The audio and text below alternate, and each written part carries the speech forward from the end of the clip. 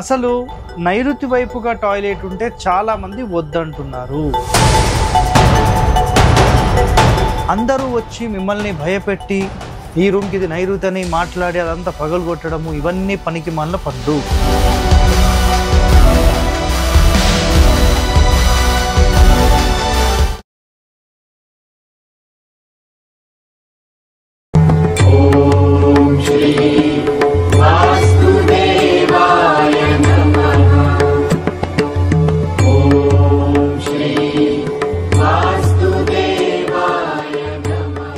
ప్రేక్షకులందరికీ నమస్కారం అండి. ఈరోజు ఒక స్పెషల్ టాపిక్, చాలామంది ఇంట్రెస్టెడ్గా ఉన్న టాపిక్ ఏంటంటే చిల్డ్రన్స్ బెడ్రూమ్లో అసలు నైరుతి వైపుగా టాయిలెట్ ఉంటే చాలామంది వద్దంటున్నారు. ఇది ఎంతవరకు వాస్తవం సార్ అనే ఒక ప్రశ్న చాలామంది వేశారు. చాలామంది సిద్ధాంతులు కూడా మీ ఇంటికి వచ్చినప్పుడు అసలు ఏ బెడ్రూమ్కైనా నైరుతిలో ఉండకూడదు అని మాట్లాడుతున్నారు. ఈరోజు కొన్ని కొత్త ప్రశ్నలు, కొత్త సమాధానాలు, దానితో పాటుగా పూర్తి క్లారిఫికేషన్ మీకు ఈ ఎపిసోడ్లో నేను ఇవ్వడం జరుగుతుంది. సో గుర్తుపెట్టుకోండి, ఇక్కడ ఇంపార్టెంట్ పాయింట్, మనం ఇంటి మొత్తానికి సంబంధించిన వాయువు మూలలో అంటే వాయువ్యంలో కానీ, దక్షిణంలో కానీ, లేకపోతే ఉత్తర భాగంలో కానీ, తూర్పు భాగంలో కానీ, ఎటైనా ఒక భాగంలో మీరు ఒక బెడ్రూమ్ నిర్మించినప్పుడు ఆ బెడ్రూమ్కి సంబంధించిన నైరుతిలో, ఆగ్నేయంలో, వాయువ్యంలో, ఈశాన్యంలో అసలు టాయిలెట్స్ ఉండొచ్చా లేదా అనే ఒక ప్రశ్న వేసినప్పుడు దానికి సంబంధించిన కండిషన్స్ ఏంటి ఈ వీడియోలో మనం తెలుసుకుందాం. సో మొట్టమొదటిగా చూడండి, మనం ఒక ప్లాన్ లాగా ముందుగా డిజైన్ చేసుకోవాలి. సార్ ఇది ఏ ఫేసింగ్ అని అడగొద్దండి, ఏ ఫేసింగ్ అయినా ఇక్కడ ఒకటే. సో ఇక్కడ చూడండి, తూర్పు, దక్షిణము, పడమర, ఉత్తరం. సో 4 డైరెక్షన్స్ గురించి చెప్తున్నాను, east, south, west, north. So clear కదా. ఇప్పుడు చూడండి, సాధారణంగా పడమర వైపుగా ఒక 2 బెడ్రూమ్స్ ఏర్పాటు చేస్తారు. సాధారణంగా అందరికీ చూసేది ఇదే. సో ఇలా బెడ్రూమ్స్ ఏర్పాటు చేస్తారు. సో బ్రహ్మసూత్రంలో ఎట్లా వస్తుంది సార్ అంటే అది తర్వాత అండి, ఇక్కడ ఆ టాపిక్ మాట్లాడట్లేదు నేను. సో ఒరిజినల్ కండిషన్స్ అన్నీ వేరే. ఇక్కడ జస్ట్ చిల్డ్రన్స్ బెడ్రూమ్లో నైరుతి లేదా ఈశాన్యంలో టాయిలెట్స్ ఉండొచ్చా లేదా అనే ఒక ప్రశ్నకు మీకు సమాధానం చెప్తాను నేను. చూడండి, ఇప్పుడు ఈ మాస్టర్ బెడ్రూమ్లో, ఓకేనా, ఈ మాస్టర్ బెడ్రూమ్లో ఇక్కడ మంచం ఉన్నప్పుడు, ఇక్కడ డోర్ ఉన్నప్పుడు ఆటోమేటిక్గా వీళ్ళు ఏం చెప్తారంటే ఈ రూమ్కి ఈశాన్యం టాయిలెట్ అవుతుంది, ఇది ఉండకూడదు అని మాట్లాడుతున్నారు. సో ఇది మాస్టర్ బెడ్రూమా చిల్డ్రన్స్ బెడ్రూమా కూడా ఇప్పుడు ఇంపార్టెంట్ కాదు.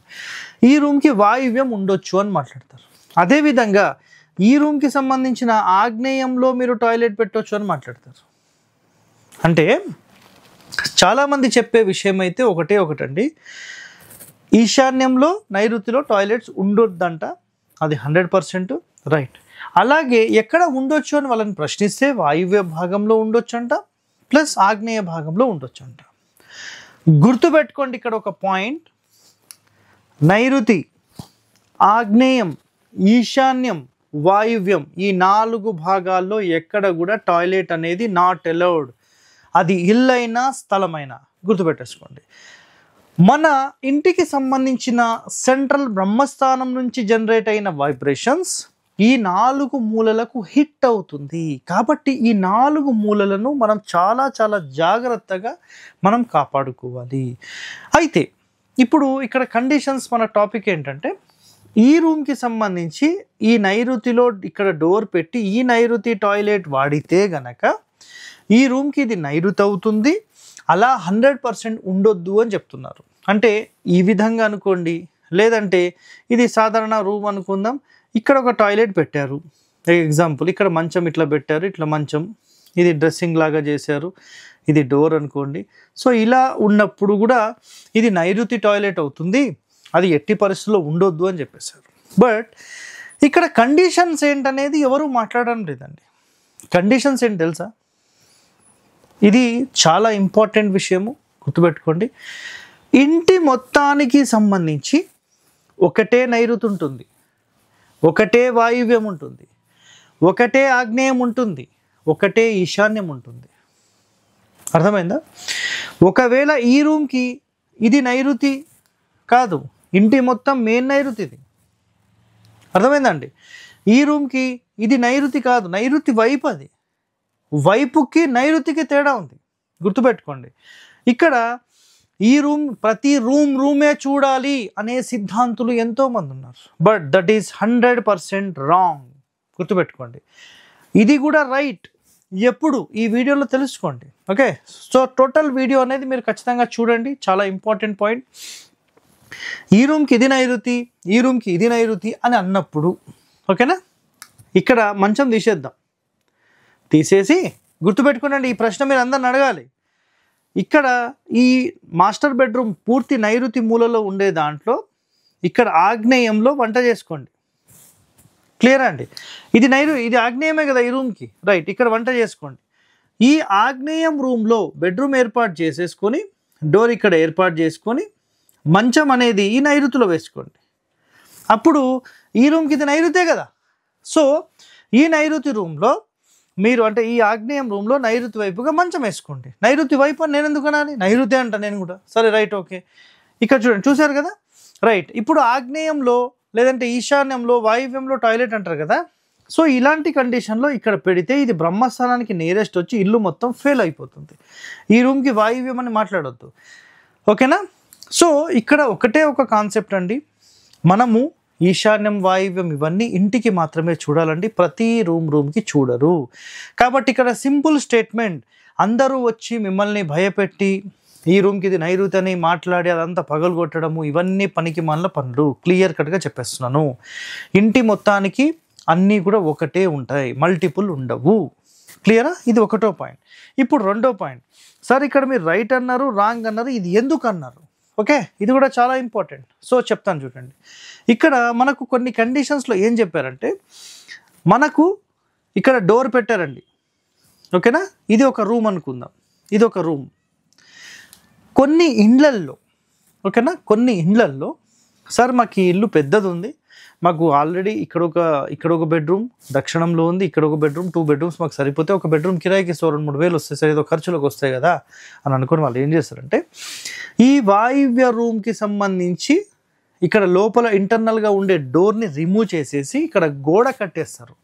ఈ ప్లేస్లో గోడ కట్టేసిన తరువాత ఓకేనా, ఈ గోడ కట్టేసిన తర్వాత డోర్ బయటి నుంచి ఏర్పాటు చేసి ఈ రూమ్కి గనక ఓకేనా, గుర్తుపెట్టుకోండి, ఈ రూమ్కి గనక నైరుతిలో టాయిలెట్ ఇచ్చి ఇక్కడ గనక కమోడ్ పెట్టితే ఈ ఇల్లు ఫెయిల్. ఇది 100%. ఓకేనా.